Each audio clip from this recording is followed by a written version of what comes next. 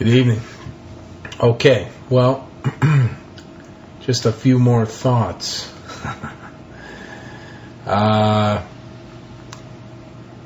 Somebody was posting and took a little bit of a shellacking from the regulars regarding my ID, my identity.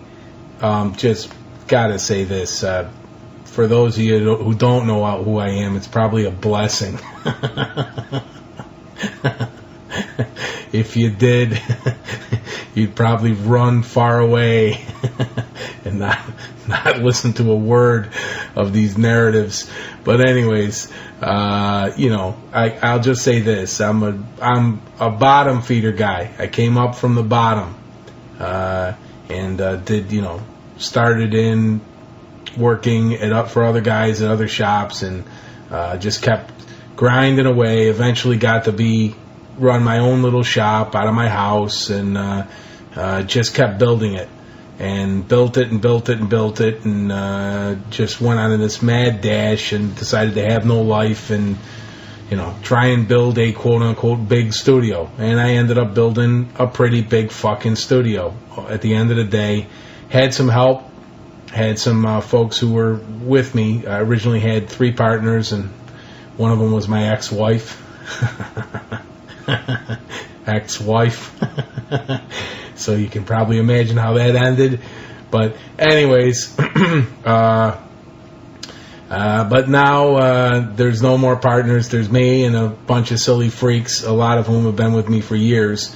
And this place is, as I've explained in some of the other narratives, sort of an engineering collective. A whole bunch of guys who sit around and, God willing, we make records. People call us up and we make them front to back. And we still do records all the way from little, kind of quick and dirty bombers, of which we do a bunch every year, to major label records, hopefully. And that's kind of what keeps the lights on, is that, if I can land on my schedule a few decent-sized records every year, we can get some income, get enough income to keep a shop this size rolling. And then in the meantime, we roll a whole bunch of local and indie labels, small to medium to even some larger size indie label records every year.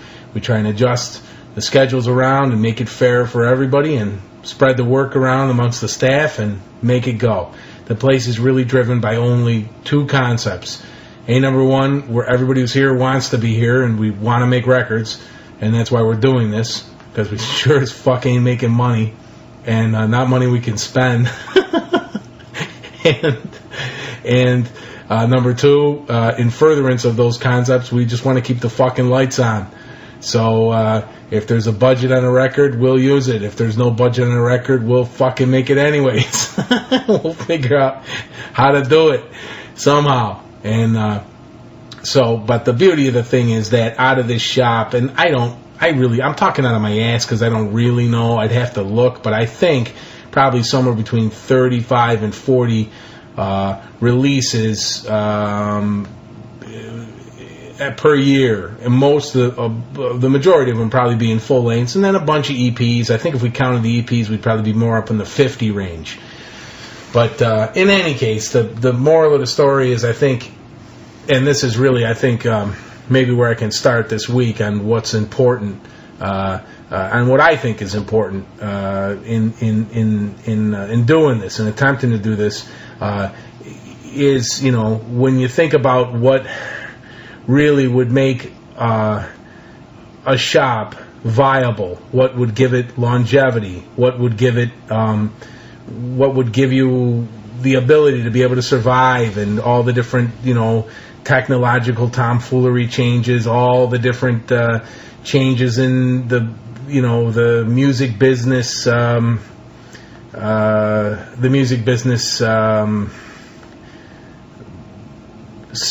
silhouette, in other words, profitability silhouette, like, are the labels making money? Are small labels making money? Big labels making money? Is anybody making any fucking money? Because if none of those guys are making money, then most of them are loath to spend any money. And so there's a whole bunch of different things that impact all these things. But at the end of the day, what I have to believe, and I think the only reason why we're still here, is because hopefully you can institute a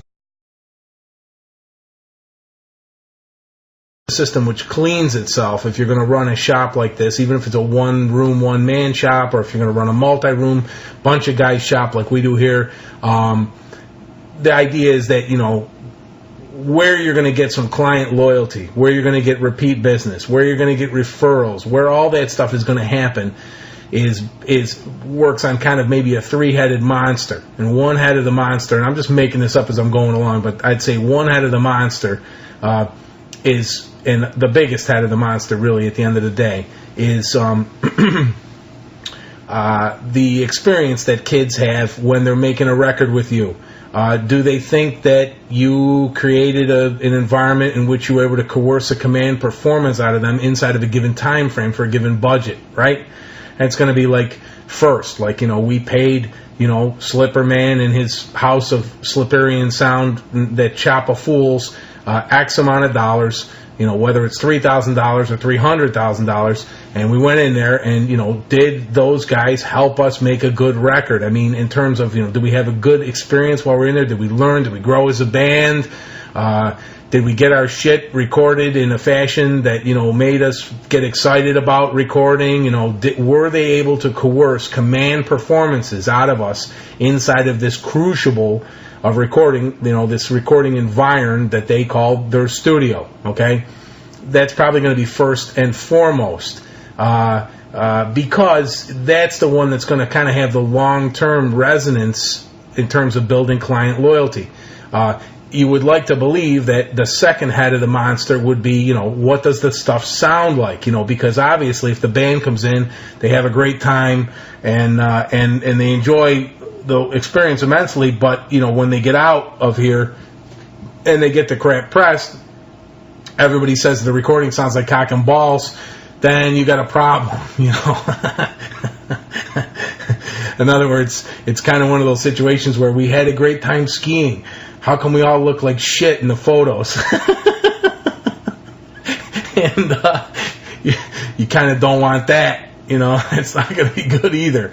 And I guess the last thing is that, and this is not really maybe a separate head on this monster, but the idea of the budget. How much money did we have to spend?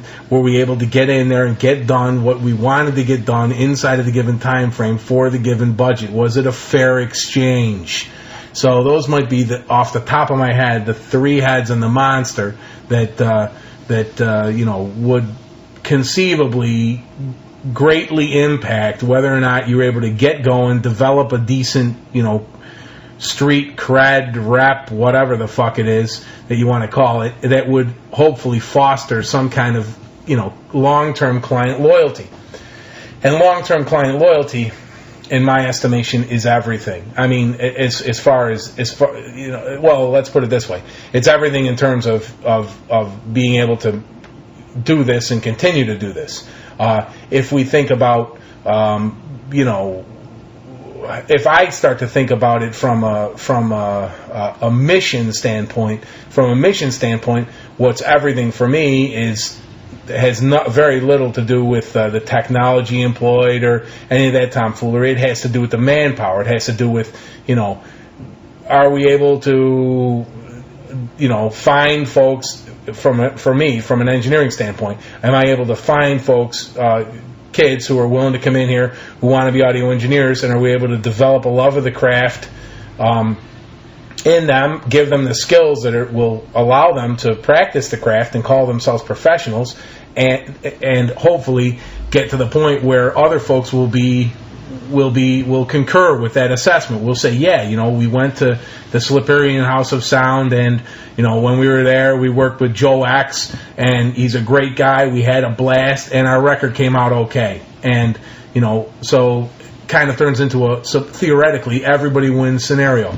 Now all this stuff might seem unbelievably obvious. It is unbelievably obvious. The trick, like everything else in life, is to actually make it happen.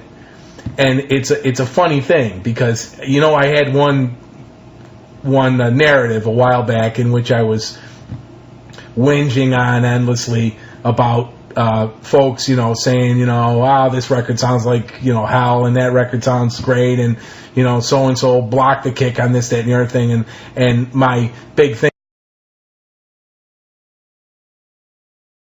was you weren't there. It's awful tough to say that when you weren't there, when you don't know what the circumstances, surrounding the recordings are.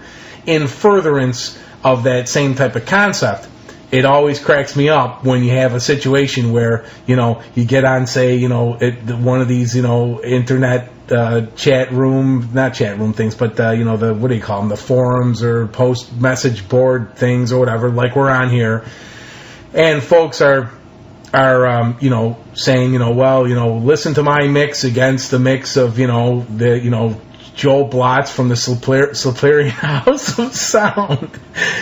I kicked his ass. Well, you know what? Maybe you did. Maybe you kicked Joe Blotz's ass. But the bottom line is that, can you kick his ass 30, 40, 50 times a fucking year with a myriad of different ensembles coming in with a myriad of different problems and, in other words, how many times can you pull that trick off? At which point, that is kind of the idea to me behind being a professional. So when I'll have kids, young engineers will come in here and they'll say, like, they'll bring me their little show reel, and they'll say, and sometimes these show reels are frightening.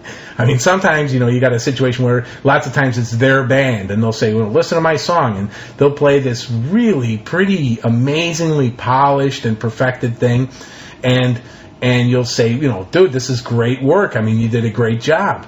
And the idea there is that that's wonderful, but we would have to at least entertain the concept that that is kind of a maybe an unfair comparison to the work that one would expect to come out of a professional production house / studio like we run here, because it's great that in the box you got to sit there and tweak this stuff to your heart's content ad infinitum for 7 or 8 months and get every possible detail ironed out and squared away. It's great. I mean, it's wonderful that you got to do that. But of course, that's not the reality of how records are made, and it's certainly not the reality of how, say, labels would hire you to make a record. The reality of how labels would hire you to make a record is to call you up and say, gee, we can only afford 2 weeks. What can you do for us? You got to kick ass and take names inside of a given time frame. Once again, stay inside the budget and make it happen. And I don't mean to try to cast those home projects tweaked ad infinitum, ad nausea, in any kind of a bad light. That's hardly my point. My point is not that at all. It's great that guys get to do that they can do that. But it kind of isn't the reality of what your life is when you're a professional audio engineer. Once again, the reality is, folks want you to be the pilot and they want to go somewhere and you got to fucking fly them there. And who knows? There's lots of folks who say that this is going to end. That there's no longer going to be a job description for guys like me. That eventually technology will be placed in the hands of what I would call the primary sound transduction artists, and in their hands, they will learn to do all the jobs by themselves. They'll learn to do all the recording, and they'll be able to have enough tools and et cetera, to tweak the stuff to their heart's content. I see, unfortunately, I see this as having a massive negative impact in a bunch of ways, and I believe I've talked about this in the past, so I hope I'm not going over the same ground again. I probably have talked about this in the past, where I think the idea, the concept of the primary sound transduction artist also being able to have enough time to write great songs and play live shows and get his band together and rehearse everything and keep things going forward, and be able to record all his material very well and learn the craft and the tools of the trade and all this stuff. I think that we've seen, I think there's an enormous amount of evidence that as folks do this, and I would point to the band King's X as a perfect example, as bands do this, I think there's a horrific downward spiral normally in their ability to be able to maintain,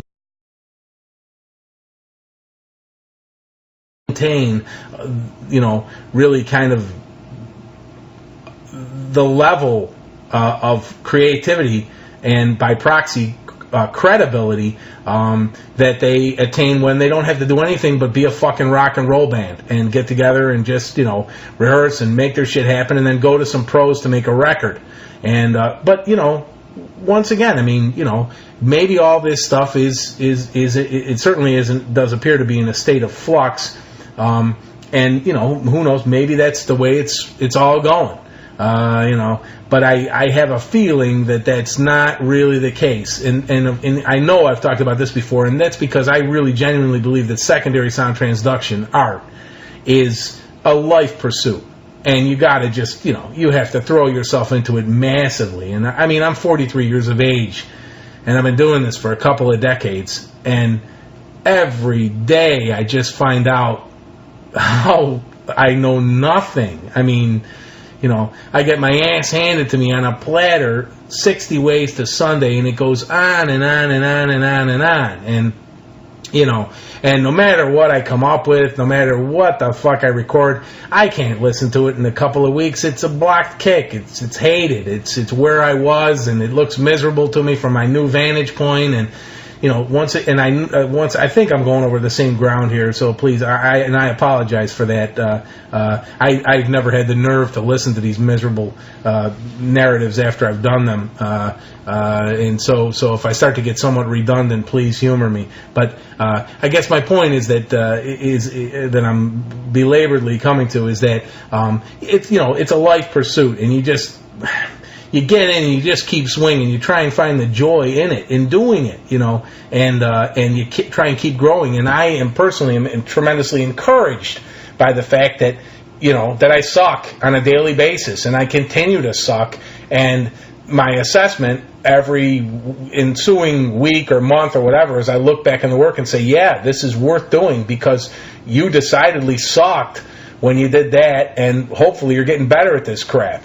Maybe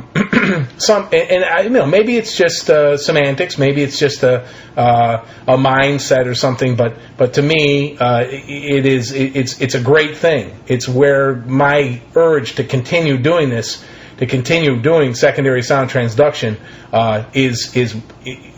springs from, is the fact that it's fucking hard. And every time I think I know what the hell I'm doing, an enormous amount of things clearly indicate that I'm mistaken. That I don't know what the fuck I'm doing, and I'm getting my ass handed to me. And it's so it keeps it from ever getting dull. I will say that. It really does. It keeps it from ever getting dull for the most part. So, in any event, it's almost 1 o'clock here in Gotham, and my lovely Aussie bride-to-be will be calling literally probably right on the nose at 1 o'clock. She has a habit of doing that. And so I'm going to stop this and resume as soon as the phone rings. I'll probably do another 20 boring minutes of holy hell. I don't have anything new to post yet. I'm going to try and do some stuff on the Cape thing, and it's kind of the stuff's coming in dribs and drabs. We got some guitar tracks in, which sound fine. The recordings sound fine. Waiting for the bass to get uploaded today, and I'm going to start putting some of that stuff together, and that hopefully when I can get that mess assembled is going to be, I think, absolutely hysterically funny. It will be hilarious because it's an indication of, if nothing else, of my idiocy when it comes when it comes to the concept of how to put a record together and what to do with a record, and how much polish is too much polish, and et cetera, et cetera. But I'm trying to think of some clever ways to go in. I'm certainly not going to be working ITB on it. I'm going to be working on my biggest desk in the room that I love to work on, to work in, and so I'm trying to think of some ways to kind of bring you guys in, to bring you into my control room and my living hell. I wish I could run video. Jeez, I have these fantasies of wearing a big chicken head and putting my assistant in like a Black Knight outfit, you know.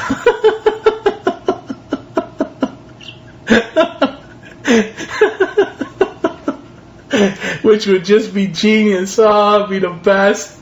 You know? The Slipperman House of Sound Video.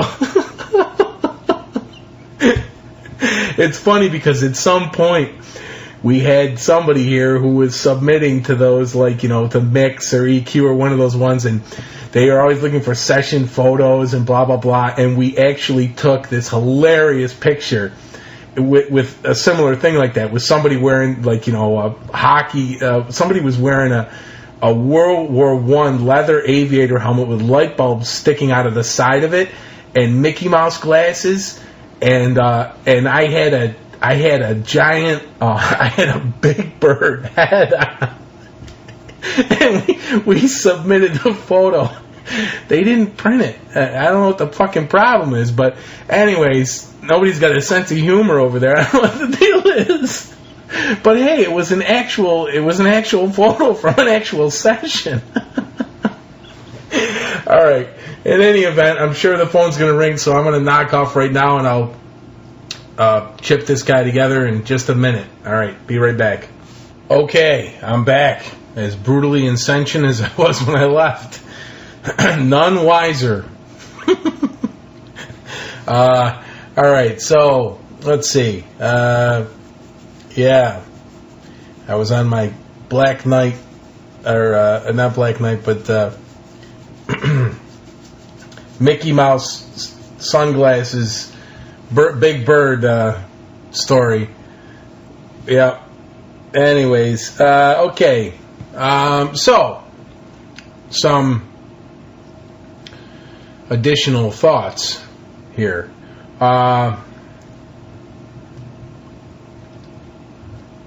As I was speaking about earlier, regarding audio engineering being a life pursuit, and you know, no matter what you learn, you always got something else to learn, and yada yada yada.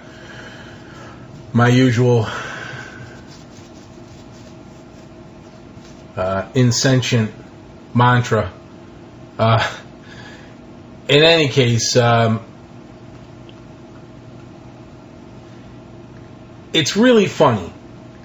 You can never say never. I think you have a tendency when you've been doing this for a while to get to a point where you start to believe that there's going to be fewer and fewer surprises, and that you know who you are and what you hear like and how you work and what you want to do, and that these and sometimes you may find that these trappings, these apparent realities of how you work and what you do and what supposedly defines you as an AE can have a tendency to at once provide you with some level of comfortability, and also with possibly a distinct feeling of malaise. And so, in other words, where, you know, the same thing that makes you feel like, yeah, I can do this, and this is cool, and I'm glad to be doing this, also makes you feel like, hey, you know, why the fuck am I doing this?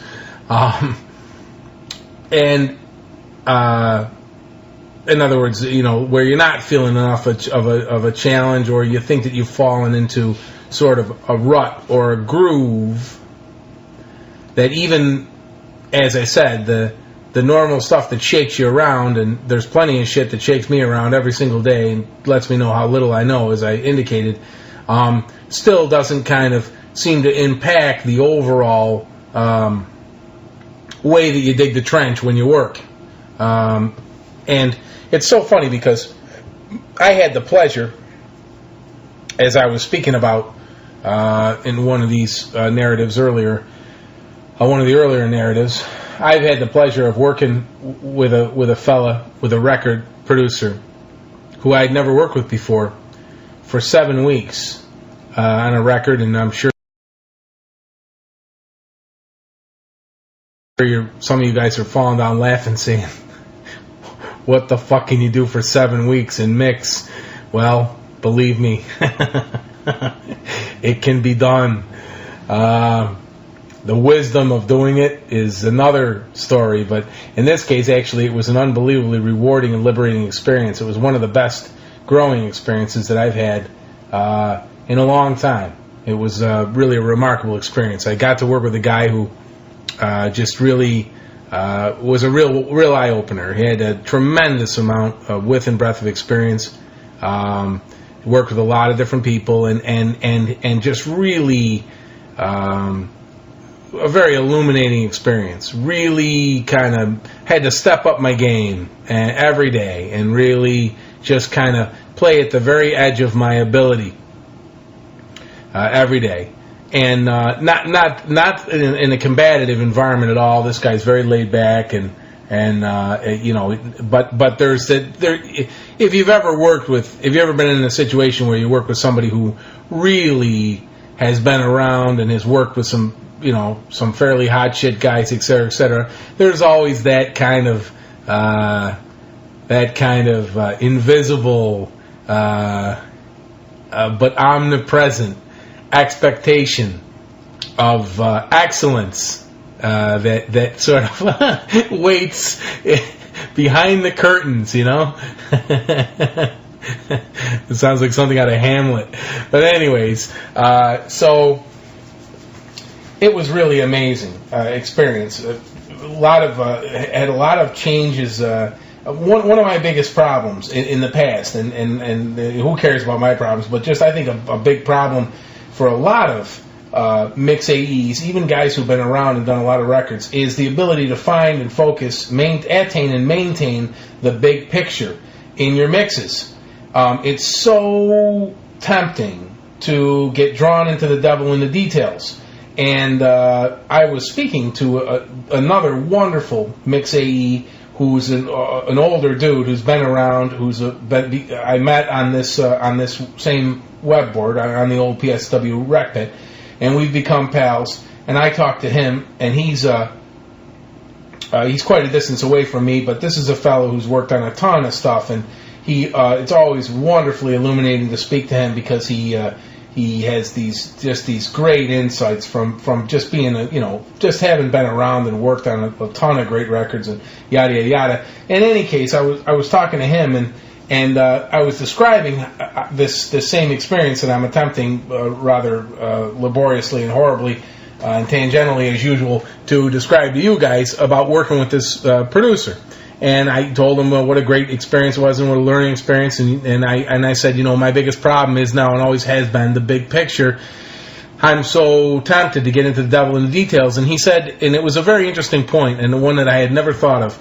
He said, I think, Slipperman, that some of that comes from the fact that in this particular case, you found yourself working with an able producer to help to direct your efforts in terms of finding and the big picture, but also you were in a scenario in which you worked with a good band on a good project, and it was a worthwhile thing, and the tendency starts to veer from ways to, say, amuse yourself or challenge yourself inside of what you think is maybe a less than artistically groundbreaking project, where you might have a tendency to kind of say, well, no matter what we do, this is never gonna be a great record. There isn't the making from a primary sound transduction standpoint of a great record here. So let's get all mired down in the details. Let's learn how to use all this different stuff and employ all these different techniques.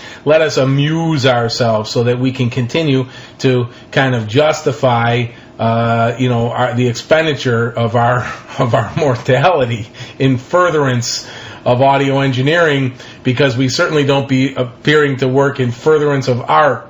So in other words, the band isn't so fucking great. Let's amuse ourselves and challenge ourselves with all kinds of little audio engineering details and fuck around with the details so that we can maintain our sanity. And of course, in this way, it becomes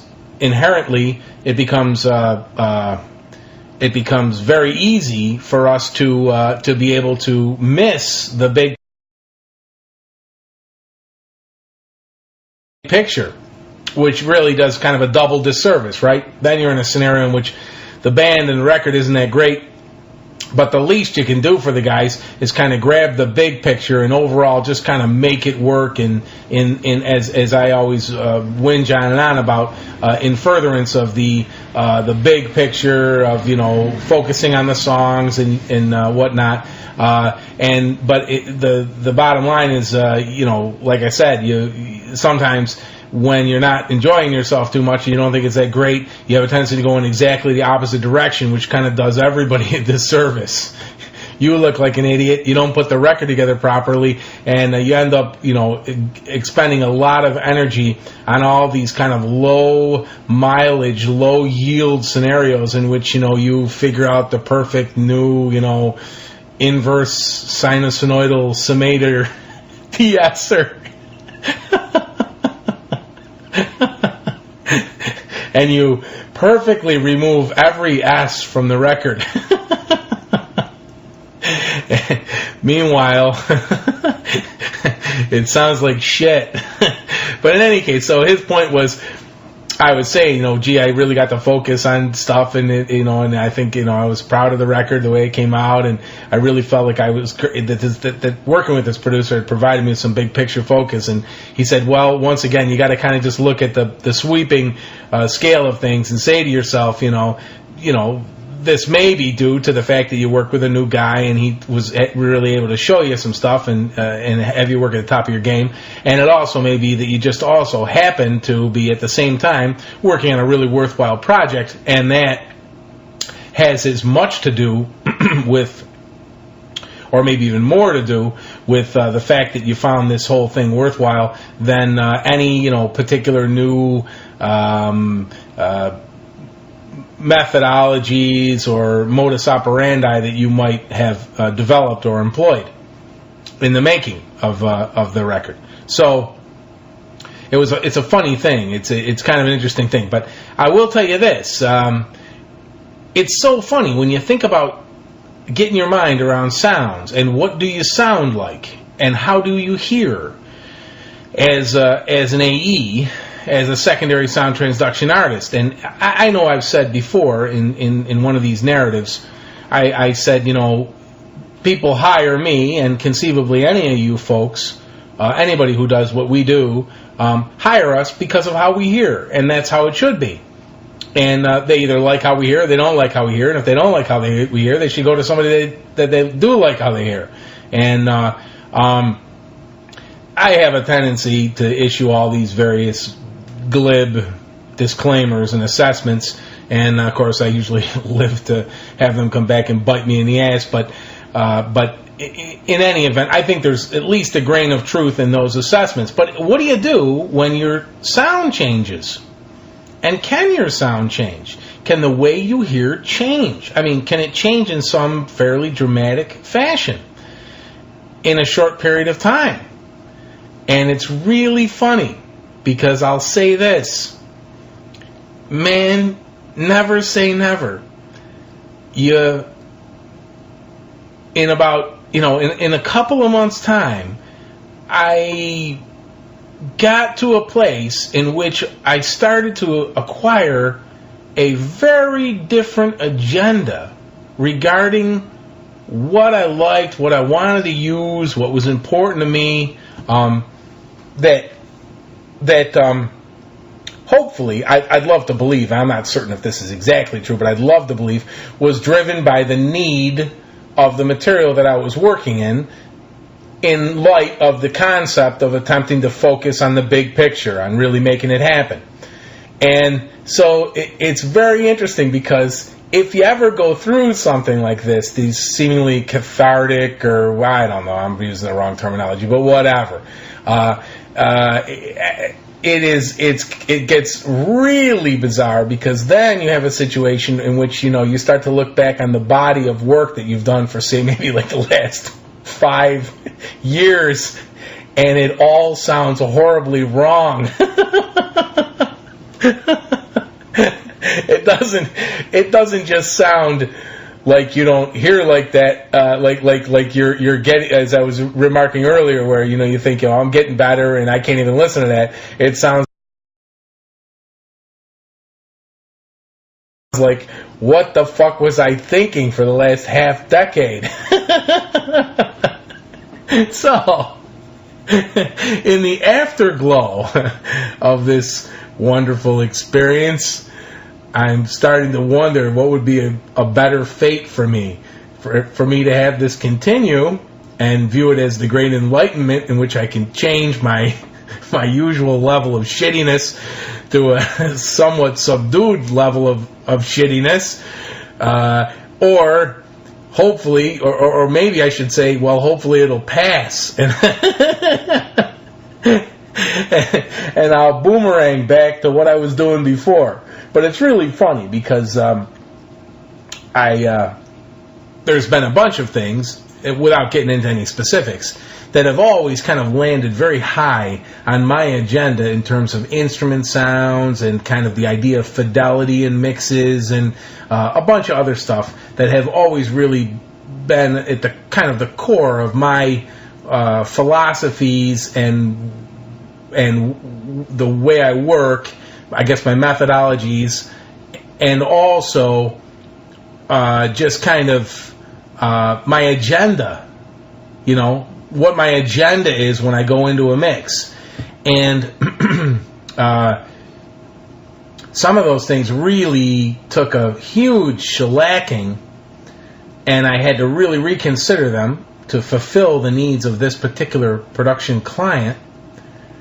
And at the end of it, it was a remarkably liberating experience. I guess it's kind of like this, if I had to think of one of my stupid metaphors for it. It's kind of like, say, maybe being a guy who paints still lifes in pastels, and getting tossed in with somebody who's looking for, portraits in oil painting. And it's just absolute culture shock initially.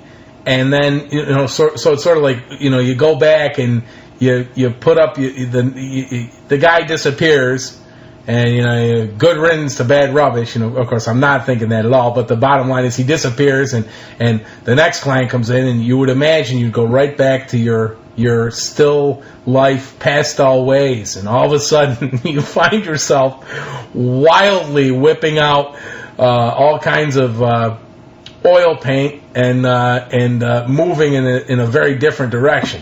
And so these things, I think, are great. This is the passage, whether it's intrusive and seemingly very abrupt, or something that's much more gradual and subtle. But this is influence. This is how one is influenced, and one is influenced by what happens around us, what we hear, who we work with, all these other things. And so I guess, I'm coming to the end of my 40 minutes here, and I just say this. I know this has been my usual, at least as bad or maybe worse than my usual tangential romp, but I'll say this. This is more the stuff that really, I think, makes me believe, fervently, profoundly believe, that what we do is an art. It shouldn't just be relegated to the status of craft. It is an art because we, I think, I don't know what the fuck I'm saying. I'd have to really think about a lucid justification of that, but that is my gut instinct. My gut instinct when I work on these things is, no, this is art. I mean, this is what happens. This is how you get influenced. This is how, you grow as an artist. You change. You hit an abrupt thing. You do something different, or maybe long gradual changes take place, et cetera, et cetera. But I always am hoping, and it may just be my own vanity, I don't know. But I'm always hoping that somehow what we do and how we do it, as I always say, grown men shaping sound and moving it around, making it come out of little cardboard cones, is indeed art. Because, boy, I certainly do want to get stuck in with the artists when they stick me in the ground and whip rocks on me, not with the scientists. Fuck those guys. And so maybe that's what it's all about for me. But in any event, I will be back, and I don't know if the next one of these is going to have any more direct impact on nuts and bolts audio engineering. I'm not certain, but just tossing this out there. Hopefully it's